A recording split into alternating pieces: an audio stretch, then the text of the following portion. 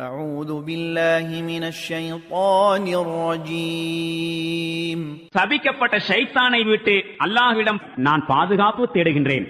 أولم يتفكروا في أنفسهم ما خلق الله السماوات والأرض وما بينهما إلا بالحق وأجل مسمى وَإِنَّ كَثِيرًا مِنَ النَّاسِ بِلِقَاءِ رَبِّهِمْ لَكَافِرُونَ.